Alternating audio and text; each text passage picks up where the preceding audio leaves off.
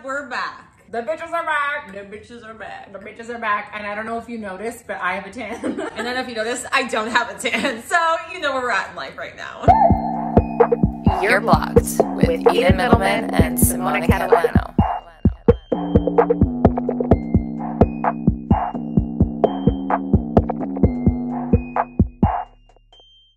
We moved into a one studio apartment in LA. That's where we are right now. We're actually in the washroom of the studio apartment, which is the bedroom and the living room. So we hope your 2022 is actually, let's not hype it, because it's actually not the new year.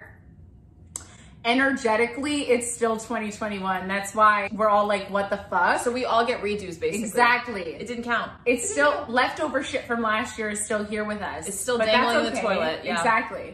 But we're gonna flush it come Aries season, because that is the real New Year. Spring, rebirth, restart, refresh. So don't worry if you fucked up already. That's the real 2022. You got this. And you know why that is, because Aries is the first sign of the zodiac. Yeah. Astrology. We're gonna get the vibes rolling. We're gonna get the mood rolling. We're a little rusty. We're a little rusty. Oiling up right now. Oil us up. But we've got some great questions that you guys have called in. Yes, yeah. You called in on a hotline. A hotline bling. Yeah. I want to know, and so does Sarah. She wants to know, she said that we can use her first name. Would you say I love you first, why or why not? We're speaking honestly here. I hope so. That's what we're about. Or you can lie. Honest. That's fine. Yeah. Okay, so if I'm lying, I would say, yeah, totally, I would say I love you first. But the reality for me is probably not, but I have accidentally. Right, so, I remember that. Yeah, I think it's just like the worry and the fear of like, if I say it first and he doesn't give me the reaction I want, then I'm gonna feel like an idiot. Well, it's because I think that like a lot of girls are told not to say it first because it's like bad. Like you don't want to be the one that says it first. Like you have to wait for him, because a lot of girls feel like if you say it first, like you're needy and you're, you know, I kind of feel like there's that connotation there of definitely girls is in relationship with guys, and if a girl is like too lovey or too whatever, it's like, oh my god, she's like overbearing. But a guy can kind of set the tone for the relationship and be the first to do that and say that. Like it's not fair. I could definitely see myself saying it first, but I always go back to like stopping myself or like downplaying the significance of it. Like if you think about like, again, like you said, his reaction, when it's just like, can you not just like mean it and say it and just like have it be out there? Own it. And own it. Yeah. Do you know what I mean? If you feel it and if you want to say it, then say it and then just stick by it. Even if you don't get the reaction that you want, which is easier said than done, of course, right? We revert back to like it being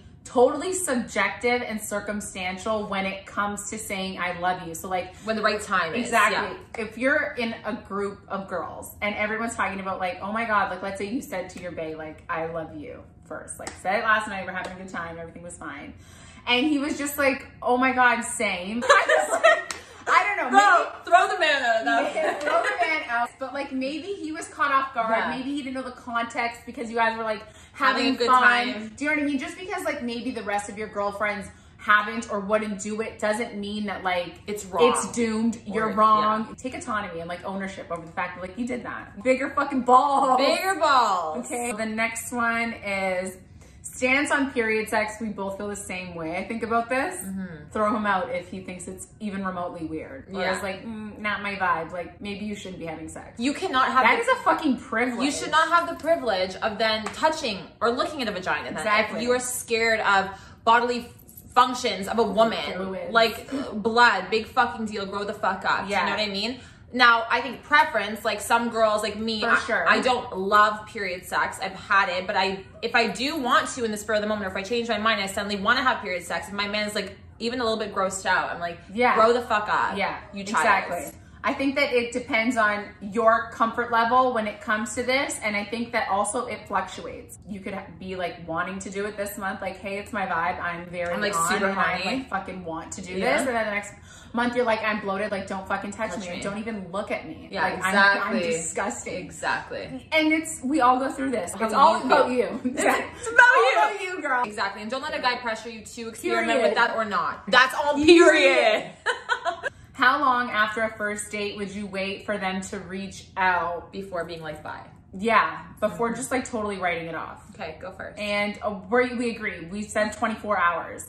If that man is not excited and being like, hey, how are you? Like, wants to see you again. Last night was wonderful. Like, you're the best thing that's ever happened to me. So if it's not giving that, it's on to the next. Even if he's like, you know what, we had a great time, but you're just not my person, and you felt the same way or whatever, it didn't. A follow-up is common sense and is common courtesy. Yeah, right? I think at that point, especially if you've like gone on a date. Yeah, you just say it the next morning or literally once you get home, thank you so much, had a lovely time, have a good night, or have a good rest of your day, or whatever. That's just how you end it. Yeah, that's polite, that's manners. Exactly, you know? Like that's what it is. That's not manners. Even anything special. Exactly. Like, bitch, if he doesn't message you in like maximum 24 hours from the time you guys hung out, on to the next. Like, you're really not that important to him. So what would you do if he messaged you like 48 hours post? I'd tread lightly. Like, I'm not going to shut you down. If I had a good time with you and it was 48 hours and you followed up and you said, I had a good time. Hey, listen, I was going to message you yesterday. Work was really crazy, but I've been thinking about, you know, our time together was really great. Like, would love to do it again. Let me know if you're free. Like, does a follow up and is really like adamant on next really, like, time? thorough. I think that like filling in the gaps is important. I think it is something that you should expect from the other person, because if it's something that you would do and being like, oh my God, hey, like totally slipped my mind, wanted to reach out and like send you a message, but then I didn't do it in that moment, got sidetracked, you know, the way like life happens, and that's fair. If there's a will, there's a way, right? Like men, I mean, mostly pretty much like that. If they want something, they'll go and get it and they'll make it be known. Exactly. So like, don't try and, you know, find excuses. Wiggle your way. Yeah. And that also, like, I think that we are all at some point in our lives, like, victims of that. Like, we kind of are like, oh my God, like everything was like really good and we're holding on to this like hope, but we're ignoring the actions of like what they're doing that is not really cool in that moment. You know what I mean? What are they showing you, not what are they telling you, period. Again, early stages, these are your early signs. Yeah. Okay? Like, don't omit it and be like, well, we're not in anything serious. Like, they're showing you who they are and how they handle certain things. Exactly. You shouldn't go in there and be like, well, I'll teach him how to be, right? Like, this is where we can prevent things from happening. So next one. So says he wants to do breakfast on Saturday, then cancels and says dinner that night, then goes MIA. Okay. Thoughts? You're not his priority. You're not his number one. Confused. You're his number 3, 4, possibly 5 after he's tried Stacy, Casey, and Macy. Okay? Ooh. Like, that's literally what it's giving. That's what it's giving. That's what it's giving. That's what it's giving. It's giving... Go with the flow. It's giving back burner vibes. It's giving, back up. And like, let me tell you, it's 2022, main character energy. Yeah. That's what we're working towards. Yeah. Okay, as we said, we're filtering out the rest of 2021. We're not doing what we've been doing back then, okay, guys? It's main character energy only. And do you remember, like, I had the best time of my life when I was giving main character energy. Yeah, I remember that. I need to get back to that. Yeah, we'll get there. We're gonna get there. He's just trying to keep you in the loop, to kind of entertain you, to make sure that you don't drop off. Stringing. Yeah, stringing you along. So that he's just like, you know what? I'm bored. I don't really have anybody else. I'm fucking bored. You're the bored bitch. And sorry, you're not boring. You're not fucking boring. Okay, so I mean, sorry. Next, the fuck? What the fuck? How do you open up with depression, and when should you do this? Like in dating? About like your mental health? Yeah, like your mental health. I used to be very secretive personally about it until like we were really official, and I made this whole big conversation, sat them down, PowerPoint. PowerPoint, and you know, here's my medical history, and like here's, you know, where I was, where I'm at now, like you know, that whole thing. And I feel like that worked me up a lot more and like really increased my anxiety and also overwhelmed them. Yes.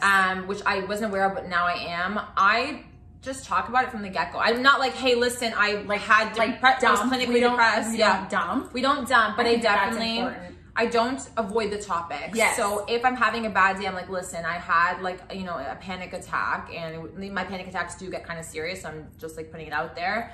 And I just was having this, whatever. And the topic, I'm trying to make sure that it's not off the table, so that it's not touchy, it's not uncomfortable. And I'm also trying to see if they understand or they are comfortable with these topics too, or they're interested in it. Exactly. I think that even if someone is unsure of how to move through that discussion, I think that what we're looking for is someone who wants to understand. Yes. Okay, I don't understand, or can I ask questions? I think that these are important things to look for. I think that in terms of like when I would necessarily start divulging that is when I feel like, okay, this is something that's like a little bit, the connection is not surface, it's like a little bit more deep, and we've had discussions where I feel like, oh, if that comes up, I could definitely go into it a little bit more than I would versus like maybe like on the third date.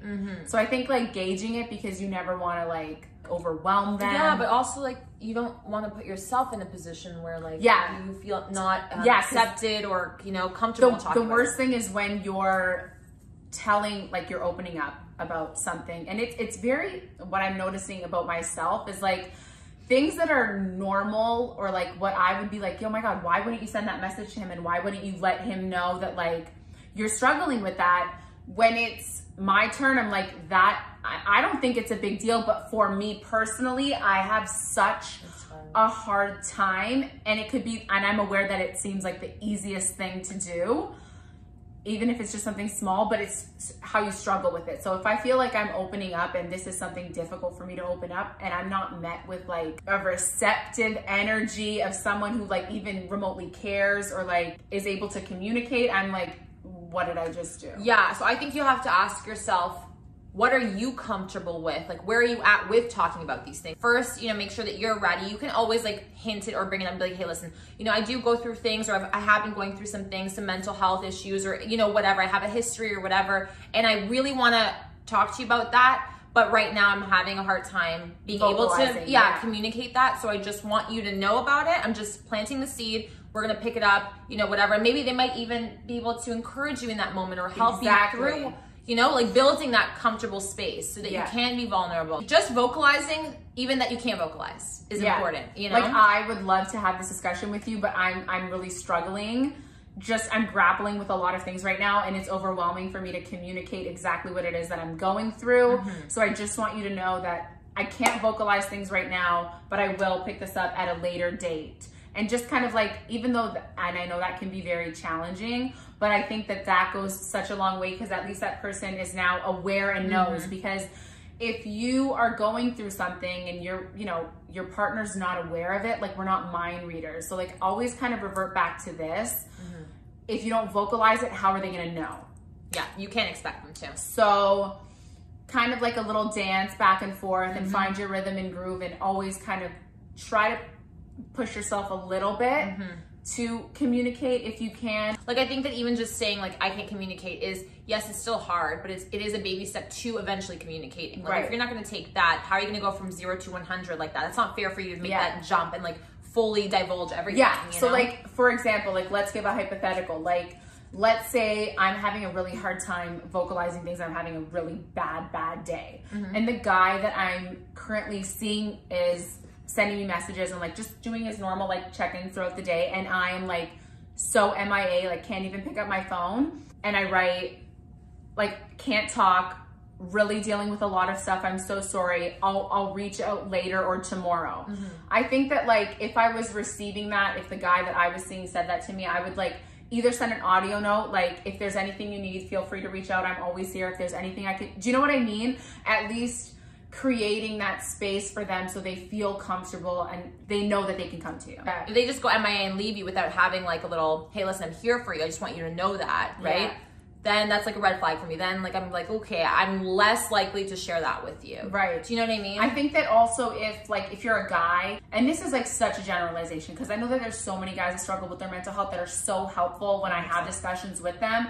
However, I have encountered guys where I have discussions about personal things that I'm like, this was so unhelpful. Like almost your discouraging. Feedback, was so discouraging that I'm like, I'm not even gonna try to open up to this person again, because like, what's the point? You're not giving me anything to work with. And that's an expectation that obviously you have, because you're dating this person or you're seeing them, so you want them to be able to hold this space for you and help you through it. Like, and they should.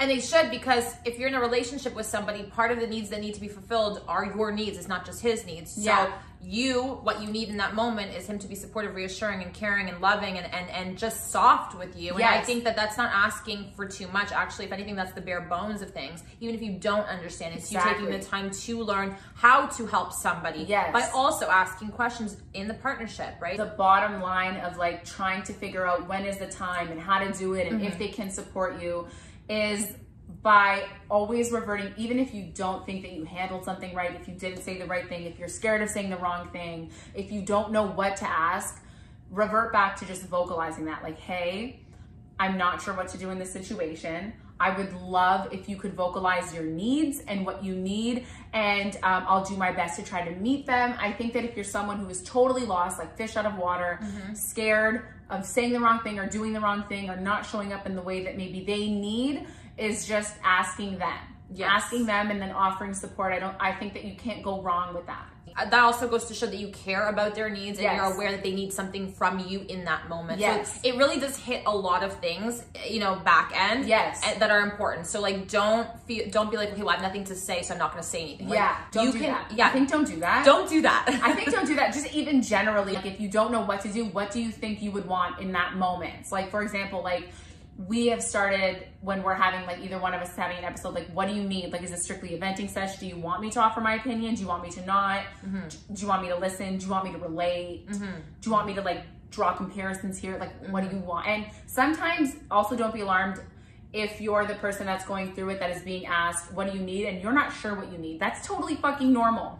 Just really having someone that is like, okay, like, let's try to get your mind off of it. Or like, do you want to go for a walk together? Or do you want to just like sit in silence? Trying, I think, goes such a long way. Yeah, any way that you can. I think it's better than doing nothing. And we're going to wrap it up, put a little bow on it. Wow. Happy New Year. Happy New Year. Happy New Year. Not yet. Not yet. Sorry, take it back. Take it back. Oh, take it back. We're such dorks. You're so cute. And you know we're going to replay that over and over. Okay, guys. Whoa. It almost overflowed. No, you did a good job. My cup runneth over this year. What?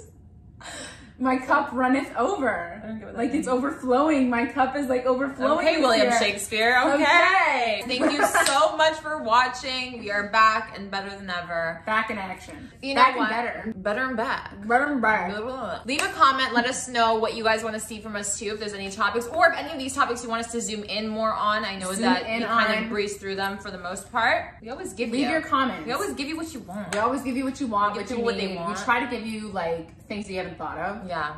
Always. Because you don't think. So ever.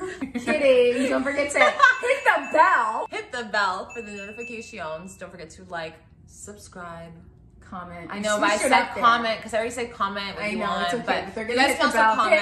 Hit. I'm gonna go ding, ding, ding. And we'll see you back here so soon.